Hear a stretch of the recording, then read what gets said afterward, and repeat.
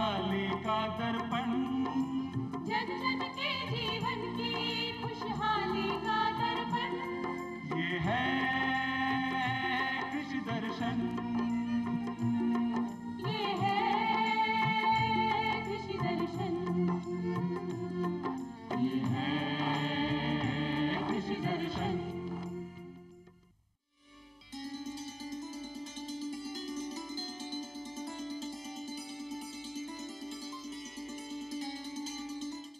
कार्यक्रम कृषि दर्शन। किसान साथियों, आज खासतौर पर हम बात करेंगे एग्रीकल्चर मार्केटिंग यानी कि कृषि विपणन के बारे में। कार्यक्रम शुरू करें लेकिन उससे पहले हम आपको बताना चाहेंगे चूंकि आज है फोन इन कार्यक्रम भी, तो जो भी किसान साथी हमसे फोन कॉल के माध्यम से जुड़ना चाहते हैं वो हमें फोन कर सकते हैं। और फोन करने के लिए हमारा फोन नंबर आप नोट कर सकते हैं। हमारा फोन नंबर है 270498 और हमारा दूसरा फोन नंबर है 2704999। और इससे पहले आप जयपुर का एसटीडी कोड भी नोट कर सकते हैं। जयपुर का एसटीडी कोड है 0141 और ये नंबर हमारी स्क्रीन पे भी दिया गया है, तो आप हमसे फोन कॉल के माध्यम से भी जुड़ सकते हैं। बहरहाल कार्यक्रम को आगे बढ़ाते हैं और आज हम बात करने वाले हैं एग्रीकल्चर मार्केटिंग के बारे में। जैसा कि हम सभी जानते हैं कि भारत एक कृषि प्रधान देश है। तकरीबन आधी से ज्यादा आबादी यानी कि 70% आबादी गाँव में रहती है, जिनका मुख्य व्यवसाय कृषि करना है। चूंकि हमारे देश की अर्थव्यवस्था को बढ़ाने के लिए कृषि का महत्वपूर्ण होना, आगे बढ़ना बहुत ही जरूरी है और कृषि की साख को बढ़ाने के लिए कृषि विपणन का होना भी बहुत अहम है। आज हम इसी पर बात करेंगे कि कैसे हमारे किसान साथी कृषि विपणन में कार्य करें, कृषि विपणन क्या होता है, किस तरह से ये हमारे किसानों की आमदनी को बढ़ाने के लिए सहायक है, इसके क्या क्या चैलेंजेस है, किस तरह के सॉल्यूशंस हो सकते हैं, एपीएमसी क्या है, ई नाम क्या है। आज हम इन तमाम पहलुओं पर चर्चा करेंगे और इन तमाम बातों पर बातचीत करने के लिए आज कार्यक्रम में खासतौर पर हमारे साथ मौजूद है हमारी आज के खास एक्सपर्ट। आज हमारे साथ कार्यक्रम में है डॉक्टर शुचि माथुर, आप हैं सहायक निदेशक नियाम। मैम बहुत बहुत स्वागत, अभिनंदन कार्यक्रम कृषि दर्शन में। मैम आज हम बात कर रहे हैं कृषि विपणन के बारे में और चूंकि आपका बहुत ही एक लंबा अनुभव है इसके अंतर्गत, तो सबसे पहले आपसे यही पूछना चाहेंगे कि कृषि विपणन में जो किसानों की आमदनी है वो कैसे बढ़े, किसानों की आमदनी बढ़ाने के लिए कृषि विपणन का क्या भूमिका है इसकी? धन्यवाद दीपा जी। जैसा अपन बात कर रहे हैं कृषि विपणन, तो सबसे पहले हम कृषि विपणन को समझने की कोशिश करते हैं। किसान भाइयों, कृषि विपणन के अंदर दो मेजर प्लेयर्स होते हैं। पहला है किसान, जो कि उत्पाद करता है, हमारी फसलों को पैदा करता है, और दूसरा है उपभोक्ता, कंज्यूमर, जैसे कि हम उस जो उत्पाद कृषि उत्पाद किए गए हैं उसका उपयोग करना। तो अगर आप देखें तो दो इम्पॉर्टेंट जो स्टेक होल्डर्स हैं हमारे, प्रोड्यूसर और कंज्यूमर। उस प्रोड्यूसर से कंज्यूमर तक जब हमारा प्रोड्यूस पहुंचता है तो उसे कई तरह के प्लेटफॉर्म को क्रॉस करके हमारे पास पहुंचता है और उसमें कई तरह के स्टेक होल्डर्स आते हैं। जैसा कि हम जानते हैं किसान भाइयों कि हमारे पास 65% से ज़्यादा जो लोग हैं हमारे भारत के अंदर वो लघु और सीमांत किसान हैं, जिनकी लघु और सीमांत से मेरा मतलब है जिनकी ज़मीन बहुत कम है। अगर ज़मीन कम है तो उत्पाद भी बहुत कम होता है। तो जब उत्पाद कम होता है तो हमारे पास जो इनकम आती है किसानों के पास वो भी बहुत कम रह जाती है।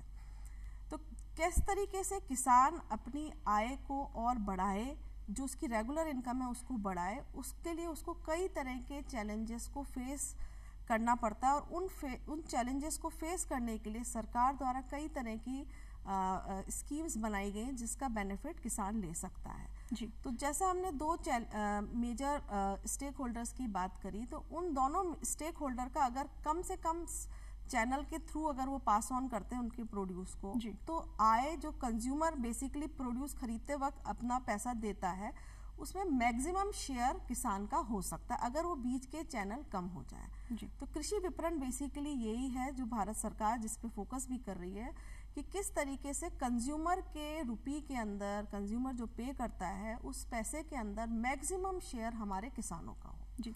मतलब जो बीच के बिचौलिए हैं वो खत्म हो जाते हैं तो डायरेक्ट जो किसान है वो जुड़ सकता है कंज्यूमर से, लाभ यानी प्रॉफिट ले सकता है। चैलेंजेस की आप बात कर रहे थे कि इसके अंदर कृषि विपणन में कौन कौन से ऐसे चैलेंजेस है जो किसानों को फेस करने पड़ते हैं, एक आम किसान किस तरह के चैलेंजेस फेस करता है? देखिए दीपा जी, सबसे पहले तो सूचना बहुत इम्पॉर्टेंट रोल प्ले करती है, क्योंकि किसान हमारे गांव के अंदर हैं और उनको अगर सही समय पे सही जानकारी, सही उत्पाद से रिलेटेड जानकारी अगर उनको मिलती है तो किसान बहुत अच्छे से ये डिसाइड कर सकता है कि उसे अपने प्रोड्यूस को किस एपीएमसी जो कि सरकार द्वारा बनाई हुई मंडी है, वहाँ ले जाके अपने प्रोड्यूस को बेच सके। तो उसको सबसे पहले जो इन्फॉर्मेशन है वो पता होनी चाहिए कि किस प्रोड्यूस की, किस वैरायटी की, किस जीन्स की बाजार में ज़रूरत है। उसी हिसाब से वो अपने प्रोड्यूस को ग्रो कर सकता है, उस डिमांड के अकॉर्डिंग वो अपने प्रोड्यूस को लगा सकता है। जी। दूसरी जो सबसे अहम सूचना है वो होनी चाहिए प्राइसेस के बारे में। किसान को अगर पता हो कि उसके जो जहाँ वो रहता है उसके आसपास की जो 3-4 मंडियाँ हैं, अगर वहाँ भाव अच्छे मिल रहे हैं, मान लीजिए हम उसको कैटेगराइज करते हैं ABCD के अंदर जी। तो अगर A मंडी में उसको भाव मिल रहा है और C में नहीं मिल रहा, अगर ये जानकारी किसान को पहले से हो, अब वो पहले से अगर होगी तो वो डिसाइड कर पाएगा कि मैं अपने प्रोड्यूस को A मंडी में ले जाऊं या B में ले जाऊं या C में ले जाऊं, जहां उसको मिनिमम ट्रांसपोर्ट कॉस्ट बियर करनी पड़े। जी। क्योंकि जो ट्रांसपोर्ट की कॉस्ट भी आती है वो किसान के ऊपर ही आती है, क्योंकि वो मंडी में ले जा रहा होता है। जी। तीसरी जो जानकारी है वो, क्योंकि हम सूचना अगर किसान के पास है तो वो अपना डिसीजन ले सकता है, उसे ये पता होना चाहिए कि क्या मैं जो बाजार में उत्पाद ले जा रहा हूँ वो उत्पाद अगर मैं रॉ ले जाता हूँ या उसके अंदर मूल्य ऐड कर देता हूँ, जिसे हम वैल्यू एडिशन कहते हैं। जैसे उदाहरण के लिए मैं आपको बताती हूँ, हमारे किसान भाइयों ने मटर लगाई। जी। अब मटर अगर वो रॉ मटर ले जाता है और वो मटर शहरों के अंदर आती है या कंज्यूमर्स उसे खरीदते हैं, तो देखिए 2 तरह के मटर अगर मार्केट के अंदर अवेलेबल, एक जो छिलके के सहित है और एक जो छिलका जिसमें से हटा दिया गया और बीज अलग कर दिया गया। तो कंज्यूमर हमेशा क्या करेगा, जिसमें से बीज अलग कर दिया गया वो पहले मटर ले लेगा। बिल्कुल। क्यों? क्योंकि उसे जो छीलने की है काम जो आसान हो गया, काम उसका आसान हो गया। हाँ। तो अगर किसान भाई बहन हमारे अगर ये वैल्यू एडिशन अपने प्रोड्यूस के अंदर कर देते हैं, हाँ। तो उनका जो प्रोड्यूस का जो मूल्य है वो उस मूल्य में उसकी वृद्धि हो जाएगी। जाहिर सी बात है, प्रोडक्ट का जो रेट है वो ज्यादा मिलेगा। हाँ जी मैम, इस चर्चा को हम आगे बढ़ाएंगे। इससे पहले एक हमारे साथ जुड़ गए साथी कॉल पर। हेलो हेलो हेलो जी, अभी किसी टेक्निकल एरर के कारण कॉल कनेक्ट नहीं हो पा रही है। हम इसी को कंटिन्यू करेंगे कि चैलेंजेस की बात हमने कर ली है। एग्रीकल्चर मार्केटिंग के इन चैलेंजेस के क्या क्या सॉल्यूशंस हो सकते हैं, इस पे आप क्या कहना चाहेंगे? देखिए, सबसे पहले मैं आपको बताती हूँ कि कृषि विपणन बेसिकली एक स्टेट सब्जेक्ट है। स्टेट सब्जेक्ट मतलब जैसे अभी हम राजस्थान में रहते हैं तो हमारी जो राजस्थान की economical, geographical, political, rules and regulation, इन सारी कंडीशंस को देखते हुए हमारी जो कृषि विपणन की नीतियां हैं वो तय होती हैं। अगर हम भारत सरकार को देखें तो भारत सरकार एक वो अम्ब्रेला है जिसे हम कहेंगे छाता, उस छाते के अंदर सब स्टेट्स आती हैं और अपनी कंडीशन को देखते हुए वो कस्टमाइज करती हैं। जी। तो भारत सरकार ने हमारे कृषि विपणन को का फायदा हमारे किसान भाई बहन बहुत अच्छे से ले सके, उसके अंदर कुछ स्कीम्स का उन्होंने इंट्रोडक्शन किया है और हमारे कुछ किसान भाई उसका फायदा भी ले रहे हैं।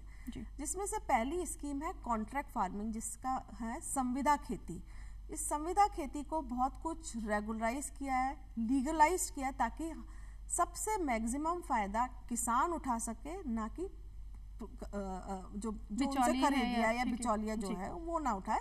मेजर क्योंकि हमारा जैसा आपने शुरुआत में बताया कि हमारी जो आर्थिक व्यवस्था है वो कृषि से ही है। तो अगर हमारे किसान समृद्ध हुए तो हमारा देश समृद्ध है। तो सबसे पहले हमारी ड्यूटी बनती है कि हमारे किसानों को समृद्ध करें, उनका सशक्तिकरण करें, उनको स्ट्रेंथन करें। जी जी, एक बीच में आपको रोकना चाहूंगी जी, एक कॉलर हमसे जुड़ गए। हेलो हेलो हेलो, नमस्कार, कृषि दर्शन लाइव में आपका स्वागत है। अपना सवाल पूछिए। इनाम क्या होता है और मैं मेरी फसल को मैं बेचता हूँ जी।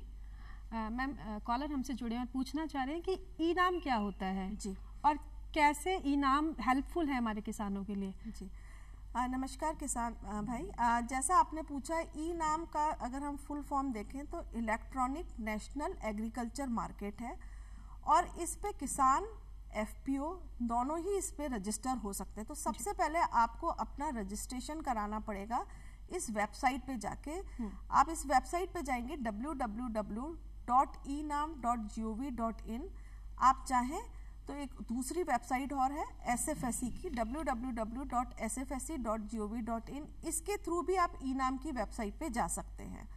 इस वेबसाइट पे जब आप जाएंगे तो सबसे पहले वो आपका रजिस्ट्रेशन करेगा। अब आप पूछेंगे कि हमारा रजिस्ट्रेशन क्यों, किसान का रजिस्ट्रेशन क्यों?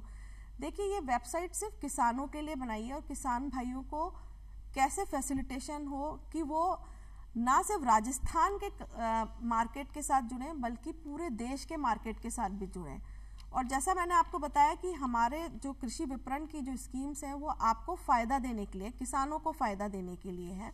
तो सबसे इम्पॉर्टेंट जो होता है कि हमारा जो भी कंज्यूमर या आपसे खरीद रहा है वो कंज्यूमर आपको पैसे भी डायरेक्टली दे। इसीलिए इस ई नाम का प्लेटफॉर्म का ट्रांसपेरेंसी को ध्यान में रखते हुए बनाया है। तो किसान को सबसे पहले रजिस्टर होना पड़ेगा। रजिस्ट्रेशन में उसे अपना नाम, अपना वैलिड कॉन्टैक्ट नंबर मैं इसलिए बोल रही हूँ कि अगर वो अपना मोबाइल नंबर से रजिस्टर करता है तो वो मोबाइल नंबर उसे वैलिड रखना पड़ेगा। ऐसा नहीं कि आज दूसरा मोबाइल है और आज कल उसने कोई दूसरा नंबर ले लिया, क्योंकि वो नंबर उस ई नाम की वेबसाइट पे रजिस्टर्ड हो जाएगा और कोई भी प्रोड्यूसर, कोई भी बायर उससे अगर जुड़ना चाहता है तो वो सबसे पहले उसी नंबर से आपसे कांटेक्ट करेगा जी।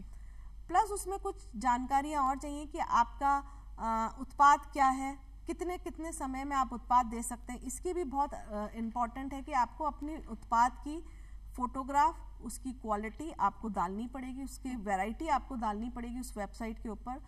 उसके साथ साथ आपको बायर को ये भी बताना पड़ेगा कि आप जनवरी से लेके दिसंबर तक में ये प्रोड्यूस कितना आप उसको सप्लाई कर सकते हैं जी। क्योंकि बायर हमेशा ये देखता है कि कंटिन्यूस सप्लाई वाला प्रोड्यूसर कौन है, क्योंकि वो उसके साथ हमेशा जुड़ना चाहता है।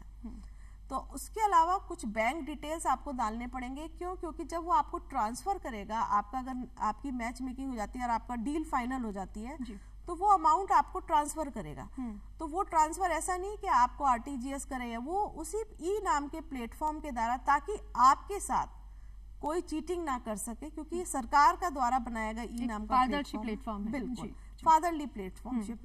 उस पे आपके बैंक डिटेल होंगे ताकि वो आपको अमाउंट ट्रांसफर कर सके जी। मतलब हमारे किसान साथी को अगर अपनी उपज बेचनी है तो बिना किसी बिचौलिए के ई नाम के द्वारा वो अपनी उपज को डायरेक्टली बेच सकता है और अपने उत्पाद का सही मूल्य ले सकता है।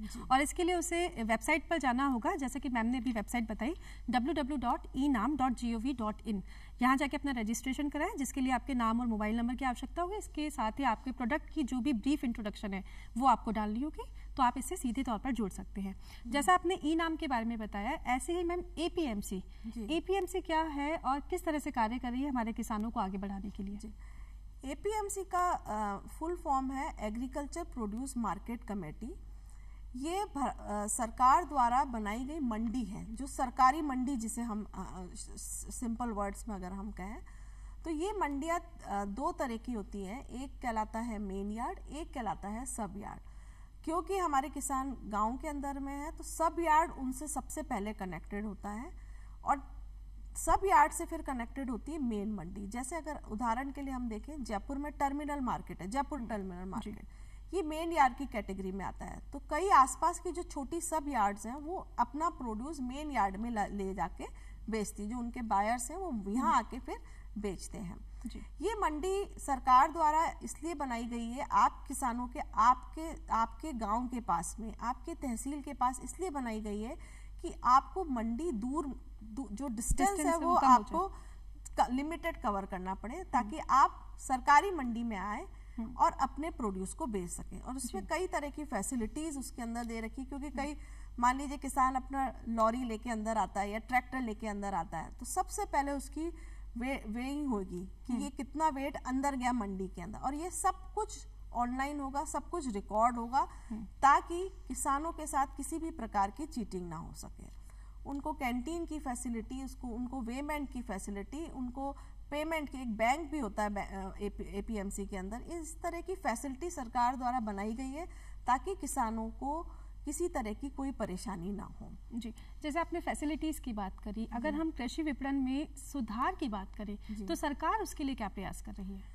सरकार ने कई प्रयास किए हैं और आगे भी प्रयास कर रही है। जैसे जैसे प्रॉब्लम्स आती है उनके सॉल्यूशन भी उसी हिसाब से निकलते हैं। सबसे पहले तो उन्होंने एपीएमसी एक इंफ्रास्ट्रक्चर, डिफाइंड इंफ्रास्ट्रक्चर बनाया है ताकि किसानों को इधर उधर ना जाना पड़े और किसान सीधे सरकार की मंडी में आए और वहाँ पे अपने प्रोड्यूस को बेचें, ताकि कई तरह के जो बिचौलिए उनके साथ चीटिंग करते हैं वो चीटिंग ना हो, सीधे गवर्नमेंट की मंडी के अंदर आए।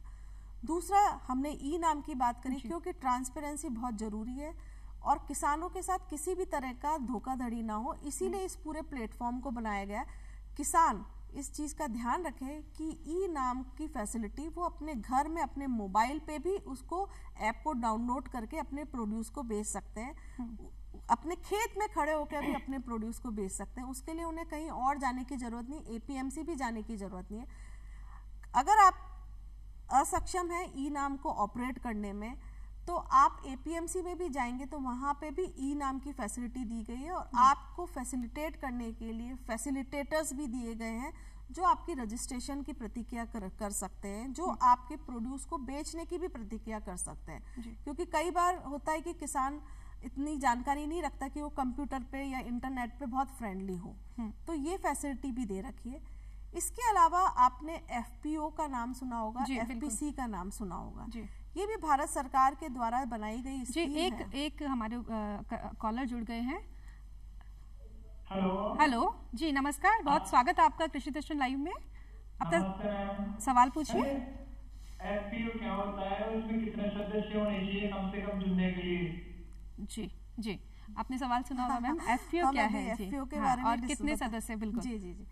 देखिए, एक छोटी सी कहानी मैं आपको सुनाना चाहूँगी। वैसे आप सबने ये कहानी सुनी भी होगी कि अकेला आदमी भार नहीं ले सकता, लेकिन अगर हम एकजुट हो जाएं तो हम कुछ भी कर सकते हैं, किसी भी डिफिकल्टी को, प्रॉब्लम को रिजॉल्व कर सकते हैं।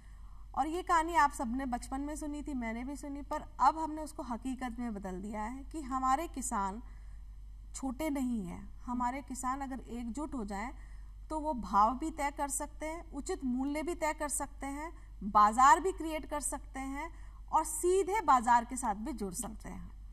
तो इसी श्रृंखला में एफपीओ का स्कीम लाई गई है। और सबसे पहले जब एफपीओ हमारे देश में आया तो ये एक ऑर्गेनाइजेशन बनती थी, इसीलिए इसका नाम है फार्मर प्रोड्यूसर ऑर्गेनाइजेशन, और इसको रजिस्टर किया जाता था ट्रस्ट एक्ट के अंदर, सोसाइटी एक्ट के अंदर हम रजिस्टर करते थे। लेकिन धीरे धीरे आपने देखा होगा कि कई कंपनीज हैं जो कि, जैसे मैं उदाहरण के लिए दूं कि एक जियो का आजकल सब जने सिम यूज़ करते हैं, लेकिन जियो इज़ अ लिमिटेड कंपनी। तो जो फ़ायदे एक लिमिटेड कंपनी में होते हैं वही फ़ायदे हमारे किसान भाइयों को भी मिलने चाहिए। इसीलिए इस ऑर्गेनाइजेशन को, एफपीओ को अब चेंज करके एफपीसी कर दिया, यानी कि फार्मर प्रोड्यूसर कंपनी। और इसी श्रृंखला के अंदर कंपनीज एक्ट 1956 के अंदर एक स्पेशल चैप्टर बनाया गया, सेक्शन 9 जिसे हम कहते हैं, जो कि सिर्फ एक्सक्लूसिवली हमारे किसानों के लिए, और वो इस कंपनी का निर्धारण करे। जैसे हमारे किसान भाई ने पूछा कि कितने कम से कम लोग सदस्य के साथ ये कंपनी रजिस्टर हो सकती है, तो 10 सदस्य मिनिमम है जिसके साथ ये कंपनी रजिस्टर हो सकती है। लेकिन इस कंपनी के सदस्य वही हो सकते हैं जिनकी अपनी जमीन है। अच्छा, वही किसान इस कंपनी के सदस्य हो सकते हैं। उनको फैसिलिटेट करने के लिए सरकार ने कुछ ऑर्गेनाइजेशंस बनाई हैं जो फैसिलिटेट करती है। देखिए, किसान, जैसा मैंने आपको कहा कि लघु और सीमांत किसान ही है हमारे पास में, उसके पास पैसे की बहुत कमी है। अब अगर वो कंपनी बनाना चाहता है, कंपनी चलाना चाहता है, तो कुछ कैपिटल अमाउंट की जरूरत होती है। अब वो कैपिटल अमाउंट या तो वो अपना इन्वेस्टमेंट करें, लेकिन ये बहुत मुश्किल हो जाता है किसानों के लिए, क्योंकि वो जो उनकी आय है उसमें वो अपना घर को ही रन कर पाते हैं, लेकिन वो एक नया नहीं कर पाते, नई कंपनी का रजिस्ट्रेशन नहीं कर पाते। तो इसके लिए भारत सरकार ने कुछ ऑर्गेनाइजेशंस आइडेंटिफाई किए हैं, जैसे SFSC, small farmers agri business consortium.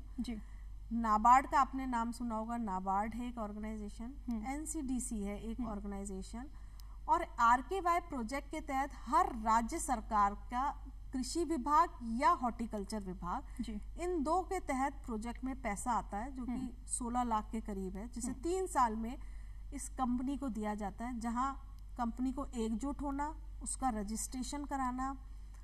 अब जब रजिस्ट्रेशन हो गया तो ऑफिस भी चाहिए, तो उसका किराया, एक सीईओ भी चाहिए जो इस कंपनी को रन करे, क्योंकि किसान तो सिर्फ प्रोड्यूस करना जानता है, उत्पाद करना जानता है, लेकिन उस कंपनी को चलाने के लिए जो स्किल की जरूरत है उसके लिए आपको एक स्किल्ड आदमी रखना पड़ेगा।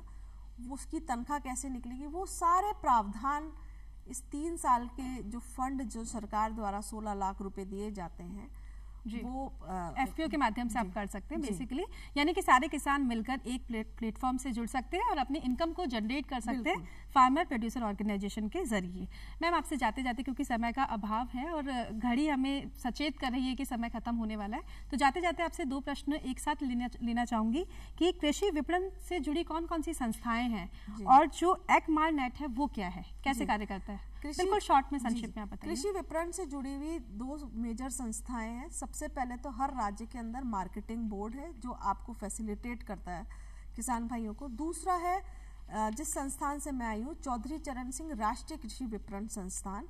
ये संस्थान 8 अगस्त 1988 में स्टैब्लिश किया था और आप किसान भाइयों के लिए किया था, जिसका बेसिक मैंडेट जो है कृषि विपणन ही है, जहाँ हम प्रशिक्षण, शोध, कंसल्टेंसी और शिक्षा, इन 4 खास मैंडेट को हम एनहेंस करते हैं।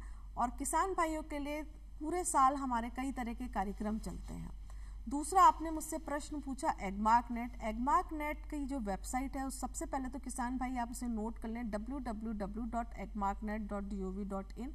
इस वेबसाइट पे जब आप जाएंगे तो इसमें स्टैंडर्ड्स एंड ग्रेड्स, मार्केट के बारे में, एपीएमसी में कौन से राज्य की किस एपीएमसी में क्या भाव चल रहा है, ये सारी जानकारी आपको मिलेगी इस वेबसाइट के ऊपर। जी।